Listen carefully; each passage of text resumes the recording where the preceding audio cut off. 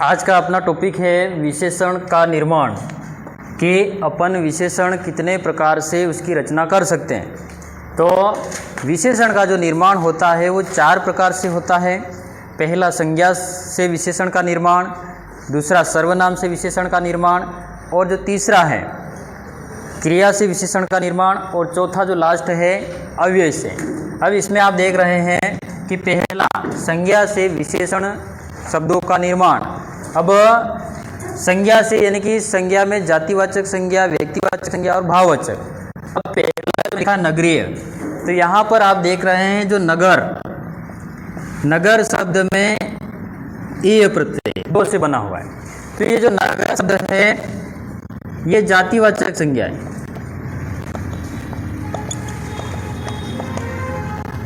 जातिवाचक संज्ञा है। दूसरा शहर, शहर से शहरी बना हुआ है। बनारसी, बनारस एक शहर का नाम है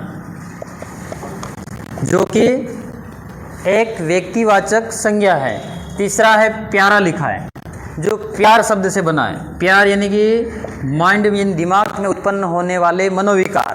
भाववाचक संज्ञा जिसको न छू सकते हैं, न देख सकते हैं और न ही जिसका चित्र बना सकते हैं, केवल अपन अपने मन के द्वारा महसूस करते उसे भाववाचक संज्ञा कहते हैं। तो ये हो गया भाववाचक संज्ञा का। तो इस प्रकार से जो संज्ञा शब्द है, इन संज्ञा शब्दों से विशेषण का निर्माण ये हुआ है। दूसरा है सर्वनाम। सर्वनाम में आप देख रहे हैं कि जैसे जो शब्द, जो सर्वनाम है, जो का जैसा, जितना, वह सर्वनाम शब्द है। वह का वैसा, उतना। मम, मम एक संस्कृत शब्द है जिसका अर्थ होता है मेरा। इसमें आप जैसे ही एरा प्रत्यय जोड़ोगे तो ममेरा शब्द बनेगा। तो आपकी परीक्षा में पूछा जाए कौन सा शब्द सर्वनाम से बना हुआ विशेषण शब्द है, तो आपको सबसे पहले उसमें से सर्वनाम क्या है उसकी पहचान करनी है। इसके बाद में उसको हल करना है। तीसरा जो है क्रिया, क्रिया से विशेषण का निर्माण। अब इसमें जैसे पहला लिखा मैंने तेरांग। अब इसमें क्रिया से मतलब है कि जो धातु का मूल रूप में ना प्रत्यय आप जोड़ते हैं, तो ऐसे शब्द हैं। इन शब्दों में प्रत्यय को हटा करके आपको ना जोड़ करके देखना है इसमें। अब जैसे तैरना, ये मूल शब्द ये क्रिया हो गया, लेकिन इसका जो मूल शब्द होगा इस ना को आप जैसे ही हटा करके आक प्रत्यय जोड़ोगे तो तैराक बनेगा। तो तैरना एक क्रिया है। तो ये जो तैराक शब्द है क्रिया से विशेषण का शब्द बना हुआ है। पढ़ाकू, पढ़ना एक क्रिया है। झगड़ालू, झगड़ालू यानी झगड़ना एक क्रिया है। आप इसको लिखोगे तो झगड़ना ये एक क्रिया बन गई। जहाँ पर भी ऐसे शब्द आए उसमें आपको ना जोड़ करके देखना है। अगर ना जोड़ते ही वाक्य ये शब्द सही बन रहा है तो वे क्रिया से बने हुए विशेषण शब्द रहेंगे। लास्ट जो है अव्यय, अव्यय से तात्पर्य है अविकारी शब्द। ये 2 शब्द है इसमें, अ और प्लस व्यय। सामान्य इसका अर्थ होता है जो खर्च किया जाने वाला, उसको कहते हैं व्यय। और अ जैसे ही लगा तो जो खर्च न हो, यानी कि जिसका रूप नहीं बदलता है, ऐसे शब्दों को कहते हैं अव्यय शब्द। तो इसके अंदर जैसे बाहर अव्यय शब्द है, लेकिन इसमें जैसे ही आप प्रत्यय जोड़े तो ये सीधा बन जाएगा बाहरी। भीतर तो भीतरी, निकट तो निकटम। इस प्रकार से इधर उधर ये सारे शब्द अव्यय के अंदर आएंगे। इस प्रकार से जो विशेषण का जो निर्माण है, संज्ञा, सर्वनाम, क्रिया और अव्यय।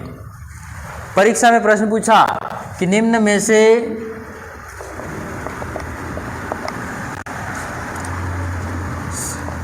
अव्यय से बना विशेषण शब्द नहीं है।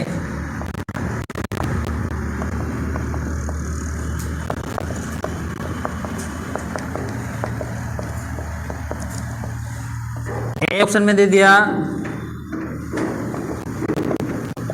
बनारसी, बी में भीतरी, सी में निकटतम और डी में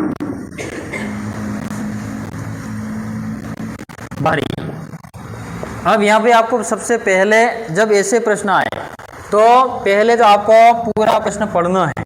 अब जैसे आपने ऊपरी तौर पे पढ़ लिया, निम्न से अव्यय यहाँ तक ही पढ़ा और आपने डायरेक्ट ऑप्शन में देख लिया अव्यय तो ये हो गया सीधा बी, लेकिन बाद में आपने ध्यान दिया तो ये भी अव्यय था, ये भी गलत होगा। अव्यय नहीं है ऐसा लिखा हुआ है तो यहाँ पर आपको ढूंढना है कि बाहर, भीतर, निकट, इधर, उधर, ऊपर, नीचे, ये सारे अव्यय शब्द है। तो ये भीतर, बाहर, निकट अव्यय शब्द है। और यहाँ पर जो बनारस लिखा हुआ है ये एक बनारस शहर का नाम है। और संज्ञा के अंतर्गत जाओगे तो बनारस जो शब्द है व्यक्तिवाचक संज्ञा, व्यक्तिवाचक संज्ञा के अंतर्गत आता है। अब अगला विशेषण की जो अवस्थाएं, विशेषण की मूल रूप से 3 अवस्थाएं होती है। पहली जो अवस्था है मूलावस्था, मूल यानी कि जो सामान्य स्थिति में कि संज्ञा और सर्वनाम की सामान्य स्थिति का बोध कराने वाला मूलावस्था। अब इसमें सुरेश अच्छा पढ़ता है, एक ही उदाहरण में मैंने तीनों में लिखे हैं ताकि आपको आसानी से समझ में आ जाए। नाम भी बदल सकते हैं, ऐसा कोई ज़रूरी नहीं कि यही लिखो। तो अब जैसे सुरेश अच्छा पढ़ता है, यहाँ पर उसकी सामान्य स्थिति कैसा पढ़ता है तो अच्छा पढ़ता है। तो ये जो अच्छा शब्द है ये जो मूलावस्था, एक लाइन लिख करके दे दी आपको और पूछा है कि विशेषण की कौन सी अवस्था है, तो आपको सबसे पहले इसमें देखना है कि मूलावस्था लिखा है यानी कि इसकी सामान्य अवस्था का वर्णन है। दूसरा उत्तरावस्था, उत्तरा से मतलब है जिसमें 2 व्यक्ति, वस्तु, प्राणी दोनों की तुलना करके एक को अच्छा बताया जाता है। अब जैसे सुरेश मोहन से अच्छा है, यहाँ पर 2 व्यक्ति हैं, इसमें इसकी पहचान यही है कि इसमें आपको 2 व्यक्ति, वस्तु, स्थान, प्राणी किसी का भी नाम मिल सकता है। अब जैसे यहाँ पर लिख दिया जयपुर जोधपुर से बड़ा है, तो उस समय यहाँ पर क्या है, शहरों के नाम है, 2 शहरों के नाम। भारत पाकिस्तान से बड़ा है, या फिर बांग्लादेश श्रीलंका से बड़ा है या छोटा है, ऐसे शब्द आते हैं। तो जहाँ पर भी 2 नाम जहाँ पर भी दोनों की तुलना करे और एक को श्रेष्ठ बताए तो वहाँ पर आएगा उत्तरावस्था, विशेषण की उत्तरावस्था। पूरा ध्यान में नहीं रहे तो कोई दिक्कत नहीं, 2 नाम आपको देखने इसके अंदर। लास्ट उत्तमा, उत्तमा में क्या होता है, जो विशेषण की सबसे श्रेष्ठ अवस्था, इसको कहा जाता है उत्तमावस्था। उत्तम एक उत्तमावस्था। अब इसमें क्या है कि बहुत सारे व्यक्तियों में से एक को सबसे अच्छा बताना, इसकी जो पहचान है सब और सबसे, 2 शब्द इसके अंदर आपको मिलेंगे, सब और सबसे।